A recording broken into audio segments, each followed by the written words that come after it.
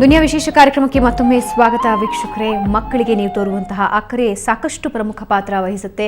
ಇವತ್ತಿನ busy schedule ಖಂಡಿತ ಇದೆ, ಆದರೆ ನಿಮ್ಮ ಮಕ್ಕಳ ಬಗ್ಗೆ ನೀವೆಷ್ಟು ಕೇರ್ ತಗೋತಾ ಇದ್ದೀರಾ ಅನ್ನೋದ್ರ ಬಗ್ಗೆ ಸಾಕಷ್ಟು ಕಾಳಜಿ ವಹಿಸಬೇಕು. ಈಗ ಇದ್ರ ಬಗ್ಗೆ ಮಾತಾಡೋದಕ್ಕೆ ಶೀಲಾ ಯಶವಂತಪುರದಿಂದ ಕರೆ ಮಾಡಿದ್ದಾರೆ. ಸೊ ಶೀಲಾ, ನಿಮ್ಮ ಪ್ರಶ್ನೆ ಏನಿದೆ ಡಾಕ್ಟರ್ನ ಕೇಳಿ. Hello, good morning madam. ಹೇಳಿ ಮೇಡಮ್, ನಾ ಅಣ್ಣನ ಮಗ ಇದ್ದಾನೆ. ಅವ್ನಿಗೀಗ 9 years ಕಂಪ್ಲೀಟ್ ಆಗಿದೆ. ಯಾವಾಗ ಒಂಥರ ಮೂಡಿ ಟೈಪ್ ಅಲ್ಲಿ ಇರ್ತಾನೆ. ಏನಂದ್ರು ಅವನು ಅದು ಇಂತ ಸೀರಿಯಸ್ ಆಗಿ ತಗೊಳ್ಳೋದೇ ಇಲ್ಲ. ಮತ್ತೆ ಆಗಾಗ ಹೋಗಿ ಎಲ್ಲಾರು ಔಸ್ಕೊಂಡ್ ಬಿಡೋದು. ನಾವೆಲ್ಲ ಫುಲ್ 1 2 hours 3 hours ಫುಲ್ ಏನೇನೇ ಹುಡ್ತಾ ಇರ್ತೀವಿ. ಆತರ ಆಮೇಲೆ ಸ್ವಲ್ಪ ತಾದ್ಮೇಲೆ ಅವನೇ ಆಚೆ ಬರ್ತಾನೆ. ಇದ್ರೆ ಇದು ಕಂಟಿನ್ಯೂ ಈ ಮಂತ್ ಅಲ್ಲಿ 3 times ಆತರ ಮಾಡ್ಬಿಟ್ಟಿದ್ದಾನೆ ಅವ್ನು. ಲಾಸ್ಟ್ ಮಂತ್ ಅಲ್ಲಿ ಅದ್ ಏನ್ ಹೇಳಿದ್ರು ಅವ್ನು ಅಂಡರ್ಸ್ಟ್ಯಾಂಡೇ ಮಾಡ್ಕೊಳಲ್ಲ. ಒಂಥರ ಅವ್ನು ಯಾವ್ದನ್ನು ಸೀರಿಯಸ್ ಆಗಿ ತಗೊಳಲ್ಲ. ನಮ್ಗೆ ಭಯ ಆಗುತ್ತೆ ಅವ್ನು ಹೊಡಿಯೋಣ ಇಲ್ಲ ಏನೋ ಮಾಡ್ಕೊಂಡ್ಬಿಡ್ತಾನ ಅನ್ನೋ ತರ ಆಗುತ್ತೆ. ಏನಕ್ಕೆ ಹಂಗ್ ಮಾಡ್ತಾನೆ ಅಂತ ನನ್ಗೇನ್ ಅನ್ಸುತ್ತೆ, ಮಕ್ಕಳು ಔಚ್ಕೊಂಡು ನಿಮ್ಮನ್ನು ಹುಡುಕು ಅಂತ ಹೇಳ್ತಿದ್ದಾನೆ ಅಂದ್ರೆ ಅವನೆಲ್ಲೋ ಕಳೆದು ಹೋಗಿದ್ದಾನೆ. ಅದೇ ಅದ್ರ ಬೇಸಿಕ್ ತತ್ವ ಅಷ್ಟೇ. ಕಳೆದು ಹೋಗಿದ್ದಾನೆ ಅಂತಂದ್ರೆ ಪ್ರೀತಿ, ಪ್ರೇಮ, ವಾತ್ಸಲ್ಯ, ಗಮನ ಇವೆಲ್ಲಾನು ಕಾನ್ಸ್ಟೆಂಟ್ ಆಗಿ ಮಕ್ಳಿಗೆ ಸಿಗ್ತಾ ಇರ್ಬೇಕಾದ್ರೆ ಮಕ್ಕಳು ನಿಮ್ಮ ಕೈಗೆ ಸಿಗ್ತಾರೆ. ಅದರಲ್ಲಿ ಏನಾದರೂ ಕೊರತೆ ಆದಾಗ ಮಕ್ಕಳು ಕಳೆದು ಹೋಗ್ತಾರೆ. ಈ ಮಗು ನಿಜವಾಗ್ಲೂ ಕಳೆದು ಹೋಗಿದೆ. ಯಾತಕ್ಕೆ ಕಾರಣ ನನಗೆ ಗೊತ್ತಿಲ್ಲ. ಇನ್ನೊಂದು ಮಗು ಹುಟ್ಟಿದ್ಯಾ, ನಿಮ್ಮ ಅತ್ತಿಗೆ ಅದರಲ್ಲಿ ಬ್ಯುಸಿ ಆಗಿದ್ದಾರಾ, ಅಥವಾ ಮನೆ ಕಡೆ ಇನ್ನೇನಾದರೂ ಪ್ರಾಬ್ಲಮ್ ಸ್ಟಾರ್ಟ್ ಆಗಿದೆಯಾ, ಗಂಡ ಹೆಂಡತಿ ನಡುವೆ ಏನಾದರೂ ಜಗಳ ಇದೆಯಾ ಗೊತ್ತಿಲ್ಲ. ಯಾವುದೋ ಅವನ ವಾತಾವರಣದಲ್ಲಿ ಅವನಿಗೆ ಗಮನ ಸಾಕಷ್ಟು ಸಿಗ್ತಾ ಇಲ್ಲ. ಅದರಿಂದ ಮತ್ತೆ ಗಮನ ಅಂದರೆ ಅವನು ಇಷ್ಟಪಡುವಂತಹ ಗಮನ, ಅವನಿಗೆ ಸಂತೋಷ ಕೊಡುವಂತಹ ಗಮನ ಅವನಿಗೆ ಸಿಗ್ತಾ ಇಲ್ಲ. ಬಹುಶಃ ಇಂಟ್ರೂಸಿವ್ ಪನಿಷ್ಮೆಂಟ್ ಕೂಡ ಗಮನನೇ, ಬಟ್ ಪನಿಷ್ಮೆಂಟ್ ಕೊಡುವಂತಹ ಗಮನ ಯಾವ ಮಗುಗೂ ಬೇಡ. ಸೊ ಈ ಮಗುಗೇನೋ ಸಿಗ್ತಾ ಇಲ್ಲ, ಕಳೆದು ಹೋಗಿದೆ. ನೋಡಿ, ನೀವು ಅದ್ರ ಬಗ್ಗೆ ಜಾಸ್ತಿ ಯೋಚನೆ ಮಾಡಿ ನಮ್ಮ ಹತ್ರ ಕರ್ಕೊಂಡು ಬನ್ನಿ, ನೋಡೋಣ ಏನು ಮಾಡ್ಲಿಕ್ಕಾಗತ್ತೆ ಅಂತ. ಯಾಕಂದರೆ ಈ ಮಗುವಿನ ತಪ್ಪು ಅನ್ನೋಕ್ಕಿಂತ ಅವನು ಯಾಕೆ ಆ ರೀತಿ ಮಾಡ್ತಿದ್ದಾನೆ ಅಂತ ಯೋಚನೆ ಮಾಡಬೇಕು. ಅದು ನನ್ನ ಪ್ರಕಾರ ಯಾವುದೋ ಗಮನ ಸಿಗದೆ ಆ ಗಮನ ಸೆಳೀಲಿಕ್ಕೆ ಅವನು ಈ ರೀತಿ ಮಾಡ್ತಾ ಇದ್ದಾನೆ. ಸೊ ವೈಜಯಂತಿ ಅವರೇ, ಇಂತಹ ಸಮಸ್ಯೆಯಿಂದ ಮಗು ಬಳಲ್ತಾ ಇದ್ರೆ ಅಥವಾ ಖಿನ್ನತೆ ಆಗಿರಬಹುದು, ಅಧಿಕ ಒತ್ತಡ ಆಗಿರಬಹುದು, ನನ್ನ ಮಗು ಈ ತರ ಒಂದು ಪ್ರಾಬ್ಲಮ್ ಕ್ರಿಯೇಟ್ ಆಗಿದೆ, ಅವನಿಗೆ ಈ ರೀತಿ ಏನೋ ಕಷ್ಟ ಅನುಭವಿಸ್ತಿದ್ದಾನೆ ಅಂತ ತಂದೆ ತಾಯಿ ಕಂಡ್ಕೊಳ್ಳೋದಾದ್ರೂ ಹೇಗೆ? ಯಾಕೆಂದ್ರೆ ಕೆಲವೊಂದು ಮಕ್ಕಳು ಹೇಗಿರ್ತವೆ ಅಂದ್ರೆ ನಾರ್ಮಲ್ ಬಿಹೇವ್ ಮಾಡುತ್ತವೆ, ಎಲ್ಲ ಚೆನ್ನಾಗಿದೆ ಅಂತ ಹೇಳಿದ್ರು ಕೂಡ ಸಾಕಷ್ಟು ಒತ್ತಡದಿಂದ ಮಾನಸಿಕವಾಗಿ ಸಾಕಷ್ಟು ಬಳಲ್ತಾ ಇರ್ತವೆ. ಅಂತಹ ಮಕ್ಕಳನ್ನ ತಂದೆ ತಾಯಿ ಗುರುತಿಸೋದಾದ್ರೂ ಹೇಗೆ? ನೋಡಿ, ಚೈಲ್ಡ್ಹುಡ್ಡಲ್ಲಿ ನಾವು ಆ್ಯಕ್ಟಿಂಗ್ ಔಟ್ ಬಿಹೇವಿಯರ್ ಅಂತ ಹೇಳ್ತೀವಿ. ಅಂದರೆ ಮಕ್ಕಳು ತುಂಬ, ಅದಕ್ಕೆ ನೀವು ಮಕ್ಕಳ ಮುಗ್ಧತೆ ಅಂತ ಹೇಳೋದು. ಅವಕ್ಕೆ ಒಳ್ಳೇದನ್ನು ಮುಚ್ಚಿಟ್ಕೊಳಕ್ ಬರಲ್ಲ, ಕೆಟ್ಟದನ್ನು ಮುಚ್ಚಿಟ್ಕೊಳಕ್ ಬರಲ್ಲ. ಮೌನವಾಗಿದೆ ಮಗು ಅಂತಂದ್ರೆ ನೀವು ಬಾಯಿ ಬಿಡ್ಸಕ್ ನಿಮಗೆ ಬರ್ತಿಲ್ಲ ಅಂತ ಅರ್ಥ ಅಷ್ಟೇ. ಸೊ ಅದರಿಂದ ನೀವು ಅದನ್ನು ಹೇಗಾದ್ರೂ ಬಾಯಿ ಬಿಡಿಸ್ಬೇಕಾಗತ್ತೆ. ಆಟದ ಮೂಲಕ ಸುಲಭ. ಆಟ ಆಡ್ತಾ ಮಕ್ಕಳಿಗೆ ಒಂದು ಕತೆ ಹೇಳು, ಅದು ನಾನು ಅರ್ಧ ಕತೆ ಹೇಳ್ತೀನಿ, ಅರ್ಧ ನೀನು ಕಂಪ್ಲೀಟ್ ಮಾಡು, ಅಥವಾ ಅವನೇ ಬಿಡಿಸಿದ ಒಂದು ಚಿತ್ರಕ್ಕೆ ಈ ಚಿತ್ರದ ಕತೆ ಏನು ಅಂದ್ರೆ ಅವನದೇ ಕತೆ ಹೇಳಿರ್ತಾನೆ, ಅದರಲ್ಲಿ ಅವನದೇ ಚಿತ್ರ ಬಿಡಿಸಿರ್ತಾನೆ. ಅಥವಾ ಆಟದಲ್ಲಿ ತುಂಬಾ ಈಸಿಯಾಗಿ ಕಂಡು ಹಿಡಿಬೋದು. ಅದಕ್ಕೆ ಈ ಅವರು ಹೇಳಿರೋ ಅಣ್ಣನ ಮಗುದ ವಿಷಯ ಹೇಳಿದಾಗ ಬಹಳ ಸುಲಭ. ಆಟದಲ್ಲಿ ಅವನು ಅಡ್ಕೋತಿದ್ದಾನೆ ಅಂದ್ರೆ, ಹುಡ್ಕುವಂತಿದ್ದಾನೆ ಅಂದ್ರೆ ಅವ್ನು ಕಳೆದು ಹೋಗಿದ್ದಾನೆ ಅಂತಾನೆ ಅರ್ಥ. ಹೀಗೆ ಆಟಗಳಲ್ಲಿ ಮಕ್ಕಳದ್ದು ಮನಸ್ಸು ತುಂಬಾ ಸುಲಭವಾಗಿ ಗೊತ್ತಾಗುತ್ತೆ. ಯಾಕಂದ್ರೆ ಅವ್ರು ಅದನ್ನ ಮುಚ್ಚಿಟ್ಕೊಳಕ್ಕಾಗಲ್ಲ. ಕಥೆಯಿಂದ ಇರ್ಬೋದು, ಗಾದೆಯಿಂದ ಇರ್ಬೋದು, ಚಿತ್ರಗಳಿಂದ ಇರ್ಬೋದು. ಮಕ್ಕಳ ಮನಸ್ಸಿಗೆ ಇಂಡೈರೆಕ್ಟ್ ಆಗಿ ಎಷ್ಟೋ ಮೆಥಡ್ ಇದೆ ಕಂಡು ಹಿಡಿಯೋಕ್ಕೆ. ಅದರಿಂದ ಗೊತ್ತಾಗತ್ತೆ. ಫಸ್ಟ್ ಆಫ್ ಆಲ್ ನಿಮಗೆ ಇಂಟ್ರೆಸ್ಟ್ ಇದೆಯಾ ನಿಮ್ಮ ಮಗು ಮನಸ್ಸಲ್ಲಿ ಏನು ನಡೀತಿದೆ ಅಂತ ತಿಳ್ಕೊಳ್ಳೋಕ್ಕೆ, ಅದು ಮುಖ್ಯ. ಆ ಕಾಳಜಿ ನನಗೆ ಇತ್ತೀಚೆಗೆ ಕಂಡು ಬರ್ತಾ ಇಲ್ಲ. ಸೊ ಇವಾಗ ಆ ರೀತಿ ಒಂದು ವಾತಾವರಣ ಮಗುಗೆ ಸೃಷ್ಟಿ ಆಗದೇ ಇರೋಗೆ ತಡಿಬೇಕು ಅಂದ್ರೆ ತಂದೆ ತಾಯಿ ಏನ್ ಮಾಡ್ಬೇಕಾಗತ್ತೆ? ಅದು ಹೇಳಿದ್ನಲ್ಲ, ನೋಡಿ, ಅದು ಇನ್ನೊಂದು ಮಗು ಹುಟ್ಟಿರಬಹುದು, ಅಥವಾ ಗಂಡ ಹೆಂಡತಿ ನಡುವೆ ರಗಳೆ ಇರಬಹುದು, ಆರ್ಥಿಕ ಸಮಸ್ಯೆ ಇರಬಹುದು. ಯಾರೂ ಪರ್ಫೆಕ್ಟ್ ಅಲ್ಲ, ಎಲ್ಲರಿಗೂ ಅವ್ರದ್ದೇ ಸಮಸ್ಯೆಗಳು ಇರ್ತವೆ. ಯಾವಾಗ ಅದು ಮಗುವಿನ ಮೇಲೆ ಪರಿಣಾಮ ಬೀರ್ತಿದೆ ಅಂತ ಗೊತ್ತಾಗ್ಲಿಕ್ಕೆ ನಿಮಗೆ ಮಗುವಿನ ಬಗ್ಗೆ ಕಾಳಜಿ ಇರಬೇಕು. ಇದನ್ನ ನಾವು ಏನು ಹೇಳ್ತೀವಿ, ವಿನಿಕಾಟ್ ಅಂತ ತುಂಬಾ ಹಳೆ ಒಬ್ಬ ಸೈಕಾಲಜಿಸ್ಟ್ ಅವರು ಹೇಳಿದ್ದೇನು ಅಂದ್ರೆ, ಗುಡ್ ಇನಫ್ ಮದರ್ ಅಂತಂದ್ರೆ ನೀವು ಪರ್ಫೆಕ್ಟ್ ಆಗಿರಿ ಅಂತ ಯಾರು ಹೇಳ್ತಿಲ್ಲ. ನಿಮ್ಮ ಇತಿಮಿತಿಗಳನ್ನ ಮಗುನೂ ಅರ್ಥ ಮಾಡ್ಕೊಳ್ಳುತ್ತೆ. ಅಮ್ಮಂಗೆ ಇವತ್ತು ಬ್ಯುಸಿ ಆಗಿದ್ದಾಳೆ, ಏನೋ ಓದ್ತಾ ಇದ್ದಾಳೆ, ಇಲ್ಲ ನಾನು ಇವತ್ತು ಕಾಟ ಕೊಡಬಾರ್ದು, ಇಷ್ಟು ಮಕ್ಕಳು ಕೂಡ ಅರ್ಥ ಮಾಡ್ಕೊಳ್ತಾರೆ, ಪ್ರೊವೈಡೆಡ್ ನೀವು ಅವ್ರನ್ನ ಅರ್ಥ ಮಾಡ್ಕೊಂಡ್ರೆ. ಅರ್ಥ ಮಾಡ್ಕೊಳ್ಳೋದು ಏನು ಅಂತ ನೀವು ಅವ್ರಿಗೆ ಮೊದಲು ಹೇಳ್ಕೊಡಿ, ಅವಾಗ ಅವ್ರು ನಿಮ್ಮನ್ನ ಅರ್ಥ ಮಾಡ್ಕೊಳ್ತಾರೆ.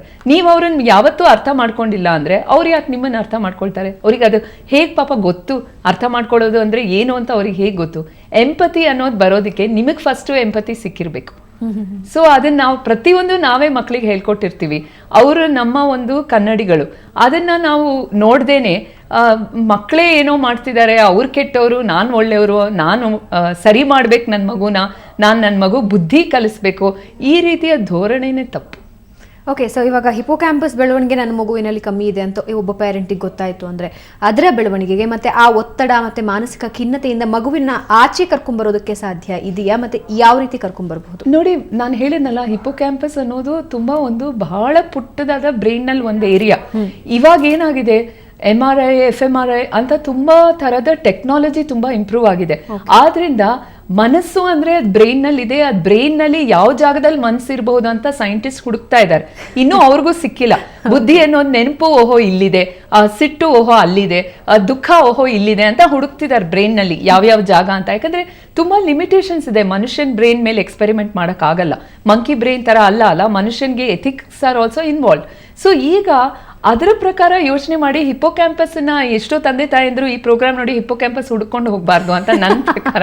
ಸೊ ಅದರಿಂದ ಅದು ಬುದ್ಧಿ ಬೆಳವಣಿಗೆ ಅನ್ನೋದು ಒಂದು ಕಾಂಪೋಸಿಟ್ ಪ್ಯಾರಾಮೀಟರ್ ಅಷ್ಟೇ. ಸೊ ಅದರಿಂದ ಬುದ್ಧಿ ಬೆಳವಣಿಗೆ ಆಗ್ತಿದ್ಯಾ ಇಲ್ವಾ ಅಂತ ಒಂದು ನಾನು ಹೇಳೋದಂದ್ರೆ, ಬುದ್ಧಿ ಬೆಳವಣಿಗೆಗೆ ಪ್ರಚೋದನೆ ಅನ್ನೋದು ತುಂಬಾ ಮುಖ್ಯ. ಸ್ಟಿಮ್ಯುಲೇಷನ್ ಅಂತ ಹೇಳ್ತೀವಿ, ಪ್ರಚೋದನೆ ಅನ್ನೋದು ತುಂಬಾ ಮುಖ್ಯ. ಪ್ರಚೋದನೆ ಇಲ್ಲದೆ ಬುದ್ಧಿ ಬೆಳವಣಿಗೆ ಆಗೋದಿಲ್ಲ, ಮಾನಸಿಕ ಬೆಳವಣಿಗೆ ಆಗೋದಿಲ್ಲ. ನಿಮ್ ಕೈನ ಕಾಲ್ನ ಯಾರು ಮುಟ್ಟದೇ ಇದ್ರೂ ಅದು ಬೆಳಿಬಹುದು, ಆದ್ರೆ ನಿಮ್ ಬುದ್ಧಿನ ಯಾವುದೋ ಒಂದು ಸ್ಪರ್ಶ ಇಲ್ಲದೆ ಅದು ಬೆಳೆಯೋಲ್ಲ. ಆ ಸ್ಪರ್ಶ ಅಂದ್ರೆ ಏನು, ಅದು ಆಕ್ಚುಲಿ ಮುಟ್ಟೋದು ಅಂತ ಅಲ್ಲ, ಭಾವನಾತ್ಮಕ ಟಚ್ ಅಂತ ಹೇಳ್ತೀವಲ್ಲ, ಮದರ್ಸ್ ಟಚ್ ಅಥವಾ ಆ ಸ್ಟಿಮ್ಯುಲೇಷನ್, ಅದಿಲ್ಲದೆ ಬುದ್ಧಿ ಬೆಳೆಯೋದಿಲ್ಲ. ಆ ಪ್ರಚೋದನೆ ಮುಖ್ಯ. ತಾಯಿ ಕೊಡುವ ದೈಹಿಕ ಶಾಖ ಇರ್ಬೋದು, ಮುತ್ತಿರ್ಬೋದು, ಮಾತಿರ್ಬೋದು, ಇದರಿಂದ ಆ ಮಾನಸಿಕ ಬೆಳವಣಿಗೆ ತುಂಬಾ ಚೆನ್ನಾಗಿ ಬೆಳೆಯುತ್ತೆ.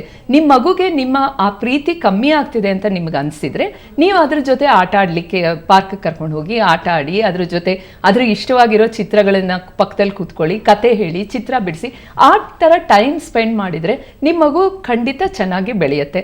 ಮತ್ತೆ ಇದಕ್ಕೆ ಕ್ರಿಟಿಕಲ್ ಪೀರಿಯಡ್ ಅನ್ನೋದು ಏನು ಅಂತ ನಾವು ಇನ್ನೂ ಕಂಡು ಹಿಡ್ದಿಲ್ಲ. ಯಾಕಂದ್ರೆ ಇವಾಗ ಹೈಟ್ ಅನ್ನೋದು ನಿಮಗೆ 18 ವರ್ಷ 21 ವರ್ಷ ಆದ್ಮೇಲೆ ನೀವು ಎಷ್ಟು ಊಟ ಕೊಟ್ರು ಅವ್ರು ಉದ್ದ ಆಗೋದಿಲ್ಲ. ಅದೇ ರೀತಿ ಪ್ರಚೋದನೆಗೂ ಕ್ರಿಟಿಕಲ್ ಪೀರಿಯಡ್ಸ್ ಇದೆ. ಬಟ್ ಆ ಪೀರಿಯಡ್ ನಾವು ಇನ್ನೂ exact critical period for emotional development ಅವೆಲ್ಲ ನಾವು ಇನ್ನೂ ಫಿಕ್ಸ್ ಮಾಡಿಲ್ಲ. ಬಟ್ ಆದ್ರೆ ಅದಕ್ಕೆ ಮೇಕಪ್ ಮಾಡ್ಕೊಳ್ಳೋಕ್ಕೆ ಬಾಲ್ಯ ಪೂರ್ತಿ ಟೈಮ್ ಇದೆ ಅಂತ ನನ್ನ ಪ್ರಕಾರ. ಸೊ ಅದನ್ನ ನೀವು ಮೇಕಪ್ ಮಾಡ್ಕೊಳ್ಳಿ ಅಂತ ನಾನು ಹೇಳೋದು.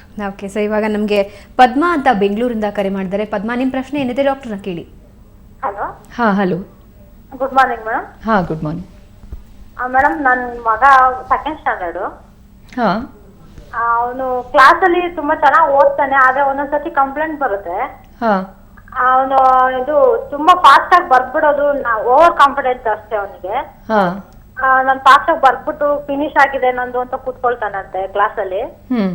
ಅವರು ಮೇಡಮ್ ಹೇಳ್ತಾರೆ ಅವನು ಚೆಕ್ ಮಾಡಿದ್ರೆ ಔಟ್ ಆಫ್ ತೆಗಿಬಹುದು, ಮತ್ತೆ ಅವನು ಚೆಕ್ ಮಾಡು ಅಂತ ಹೇಳಿದ್ರೆ ಅವ್ನು ಚೆಕ್ ಮಾಡೋದಿಲ್ಲ ಅಂತ ಹೇಳ್ತಾರೆ. ಅದು ಮನೇಲಿ ಓದು ಅಂದ್ರೆ ನನಗೆ ಇದೆಲ್ಲ ಬರುತ್ತೆ ಅಂತ ಮನೇಲೆಲ್ಲ ಕರೆಕ್ಟ್ ಆಗಿ ಆನ್ಸರ್ ಮಾಡ್ತಾನೆ, ಅದು ಕ್ಲಾಸ್ ಅಲ್ಲಿ ಆತರ ಪ್ರಾಬ್ಲಮ್ ಬರುತ್ತಲ್ಲ, ಏನಕ್ಕೆ ಮೇಡಮ್ ಅದು? ಕ್ಲಾಸಲ್ಲೂ ಅವ್ನು ಚೆನ್ನಾಗೇ ಬರೀತಾ ಇದ್ದಾನಲ್ವಾ. ಅವ್ನು ಬೇಗ ಬರ್ದ ಅಂದರೆ ನೋಡಿ, ಇವಾಗ ಸ್ಲೋ ಆಗಿ ಬರೆದ್ರೆ ಅದನ್ನೂ ಕಂಪ್ಲೇಂಟ್ ಹೇಳ್ತಾರೆ, ಬೇಗ ಬರೆದ್ರೆ ಅದನ್ನೂ ಕಂಪ್ಲೇಂಟ್ ಹೇಳ್ತಾರೆ. ಸೊ ನಾನು ಇನ್ನೊಬ್ರು ಕಂಪ್ಲೇಂಟ್ ಮೇಲೆ ಹೋಗಲ್ಲ. ಮಗು ನಾರ್ಮಲ್ ಇದೆಯಾ ಇಲ್ವಾ ಅಷ್ಟೇ ನನ್ನ ದೃಷ್ಟಿ.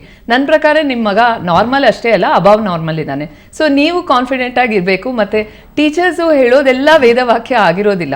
ನಿಮ್ಮ ಮಗು ಹೌದು ಏನು ಮಾಡೋದು, ನನ್ನ ಮಗ ಸ್ವಲ್ಪ ಫಾಸ್ಟ್ ಆಗಿದ್ದಾನೆ ಅಂದ್ಬಿಟ್ಟು ಸುಮ್ಮನೆ ನಕ್ಕು ಸುಮ್ಮನಾಗ್ಬೋದು. ನೀವು ಅದನ್ನು ತಿದ್ದಕ್ಕೆ ಯಾಕೆ ಹೋಗ್ತೀರಾ? I think they should be very happy, ಎಲ್ಲರಿಗಿಂತ ಮುಂದೆ ಇದ್ದಾನೆ. ಅದೇ ಹೇಳಿದ್ನಲ್ಲ, ಮುಂದಿದ್ರೆ ಅದು ಪ್ರಾಬ್ಲಮ್. ಅದರಿಂದ ಎಲ್ಲಾನು ತಿದ್ದಬೇಕಂದ್ರೆ ಅದ್ರ ಬದಲು ನೀವು ಟೀಚರ್ ತಿದ್ದೋದು ಬೆಟರ್ ಅಂತ ಅನ್ಸುತ್ತೆ ನನಗೆ. ಸೊ ಕೊನೆಯದಾಗಿ ನಮ್ಮ ವೀಕ್ಷಕರಿಗೆ ನೀವು ಹೇಳೋದಾದ್ರೆ ಯಾವ ರೀತಿ ಏನು ಸಂದೇಶ ಕೊಡೋದಕ್ಕೆ ಬಯಸ್ತೀರಾ? ಅಂದರೆ ಇವತ್ತಿನ ಮಗುವಿನ ಬೆಳವಣಿಗೆಯಲ್ಲಿ ತಂದೆ ತಾಯಿಯ ಪಾತ್ರದ ಬಗ್ಗೆ ಇಷ್ಟೆಲ್ಲ ನಾವು ಚರ್ಚೆ ಮಾಡಿದ್ದೀವಿ, ಆದರೆ ಬೇಸಿಕ್ ಆಗಿ ಬೆಳಗ್ಗೆಯಿಂದ ಸಂಜೆವರೆಗೆ ನೀವು ಮಗುವನ್ನು ನೋಡ್ಕೋಬೇಕಾದ್ರೆ ನಮ್ಮ ವೀಕ್ಷಕರಿಗೆ ನೀವು ಕೊಡೋ ಸಂದೇಶ ಏನು? ನೋಡಿ, ನಾನು ಇವತ್ತು ಹಿಪೋಕ್ಯಾಂಪಸ್ ಬಗ್ಗೆ ತುಂಬ ಮಹತ್ವ ಆಗಿರೋದ್ರಿಂದ ಐನ್ಸ್ಟೀನೇ ಆಗಿಲ್ಲದೆ ಇರ್ಬೋದು, ರಾಮಾನುಜಮ್ ಆಗಿಲ್ಲದೆ ಇರ್ಬೋದು, ಎಲ್ಲ ತಾಯಿಗೂ ಅವ್ರ ಮಗು ಅಮೂಲ್ಯ. ಮತ್ತೆ ಪ್ರತಿಯೊಂದು ತಾಯಿಗೂ ಆ ಮಗುವಿನಲ್ಲಿ ತನ್ನ ಎಲ್ಲ ಸಂತೋಷನ ತನ್ನ ಜೀವನದ ಯಾವುದೋ ಒಂದು ಅವಿಭಾಜ್ಯ ಅಂಗವಾಗಿ, ತನ್ನ ಜೀವನದ ಒಂದು ಪ್ರಗತಿಯಾಗಿ ಪ್ರತಿಯೊಂದು ತಾಯಿ ತಂದೆನೂ ಮಕ್ಕಳನ್ನ ನೋಡ್ಬೇಕು. ಆದ್ರಿಂದ ಪ್ರೀತಿ ಅನ್ನೋದಕ್ಕೆ ಕಂಡೀಷನ್ಸು ನನ್ನ ಮಗ ಬುದ್ಧಿವಂತ ಆದರೆ ಮಾತ್ರ ನಾನು ಪ್ರೀತಿ ಕೊಡ್ತೀನಿ, ಅವ್ನು ಟ್ಯಾಲೆಂಟೆಡ್ ಆಗಿದ್ರೆ ಮಾತ್ರ ಪ್ರೀತಿ ಕೊಡ್ತೀನಿ ಅಂತ ಹೇಳಿದರೆ ತಾಯಿ ಸ್ಥಾನಕ್ಕೆ ತುಂಬ ಅಪಮಾನ ಆಗುತ್ತೆ. ಯಾಕಂದರೆ ತಾಯಿ ಅನ್ನೋಳು ಯಾರೂ ನೋಡದೇ ಇರಬೇಕಾದ್ರೆ ಬಿದ್ದಿದ್ರು ಬಂದು ನೋಡೋಳೆ ತಾಯಿ. ಸೊ ಅದರಿಂದ ದಯವಿಟ್ಟು ತಾಯಿತನಕ್ಕೆ ಮೋಸ ಮಾಡಬೇಡಿ. ನಿಮ್ಮ ಮಗ ಬುದ್ಧಿವಂತನಾಗ್ತಾನೋ ಬಿಡ್ತಾನೋ ಅದು ನೆಕ್ಸ್ಟ್ ಸ್ಟೆಪ್ಪು. ಅದು ನೀವು ಚೆನ್ನಾಗಿ ಪ್ರೀತಿ ಕೊಟ್ಟು ಆರೋಗ್ಯಕರವಾಗಿ ಆತ್ಮವಿಶ್ವಾಸವಿರುವ ಒಂದು ಸಂತೋಷವಾದ ಒಂದು ಪ್ರಜೆಯನ್ನು ಕ್ರಿಯೇಟ್ ಮಾಡೋದು ನಿಮ್ಮ ಜವಾಬ್ದಾರಿಯೇ ಹೊರತು ಬುದ್ಧಿ ಅನ್ನೋದು ತಾನಾಗೆ ಬರುತ್ತೆ. ಸೊ ತಂದೆ ಪಾತ್ರ ಎಷ್ಟು ಮುಖ್ಯ ಅಂತೀರಾ? ತಾಯಿನೋ ಎಲ್ಲ ರೀತಿಯಾದಂತಹ ಪ್ರೀತಿ ವಾತ್ಸಲ್ಯಗಳನ್ನ ಕೊಡ್ತಾರೆ, ತಂದೆ ಯಾವ ರೀತಿ ಮಕ್ಕಳನ್ನ ಬೆಳೆಸಬೇಕು, ಅವರ ಬೆಳವಣಿಗೆಯಲ್ಲಿ ತಂದೆಯ ಪಾತ್ರ ಎಷ್ಟು ಮುಖ್ಯ ಅಂತೀರಾ? ನನ್ನ ಪ್ರಕಾರ ಪೇರೆಂಟ್ ಅಂತಾನೆ ನಾನು ಹೇಳೋದು. ತಾಯಿ ಅನ್ಬೇಕಾದ್ರೆ ನಾನು ಪೇರೆಂಟ್ ಅಂತ ಹೇಳ್ತೀನಿ.